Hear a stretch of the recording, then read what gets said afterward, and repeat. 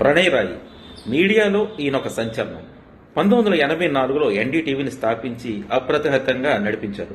ప్రజాస్వామ్యానికి నిలువెత్తు సాక్ష్యంగా ప్రణయ్ రాయ్ తన జర్నలిజాన్ని ముందుకు తీసుకెళ్లారు.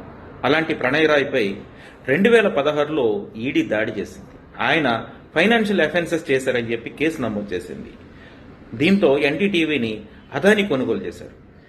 ఈ 10 ఏళ్లు జరిగినటువంటి ఎంక్వైరీలో సుప్రీంకోర్టులో ఆయన ఎలాంటి ఫైనాన్షియల్ అఫెన్సెస్ చేయలేదని రుజువైంది.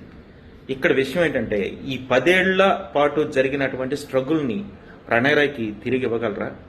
ఆయన స్థాపించినటువంటి ఎన్డీటీవీని మళ్ళీ తిరిగిస్తారా? కేవలం ఎన్డీటీవీ నుంచి ఆయన పంపించడాకే ఈడీ దాడులు చేయించారనేది ఇప్పుడు రుజువైంది. ఇలా ప్రణయ్ రాయ్పై పెట్టినటువంటి కేసు ఏమీ లేదని డొల్లతనమని తేలింది. మరి ప్రణయ్ రాయ్ కెరీర్ని వెనక్కి తిరిగిస్తుందా ఈడీ? అయితే ఇక ఈడీ విషయానికి వద్దాం. ఈడీ నమోదు చేసినటువంటి 201 కేసుల్లో 198 కేసులు ఫెయిల్ అయ్యాయి. అంటే కనీసం 2% కూడా సక్సెస్ రేట్ లేనటువంటి ఈడీని కేంద్ర ప్రభుత్వం ఎందుకు మెయింటైన్ చేస్తుంది? ఎందుకు ఈడీని భరిస్తుంది? 35 మార్కులు వస్తే కానీ పాస్ కానీ మనం 2% మార్కులు కూడా రాని ఈడీని ఎందుకు కేంద్ర ప్రభుత్వం భరిస్తుంది, మెయింటైన్ చేస్తుంది? కామెంట్ చేయండి. Thank you.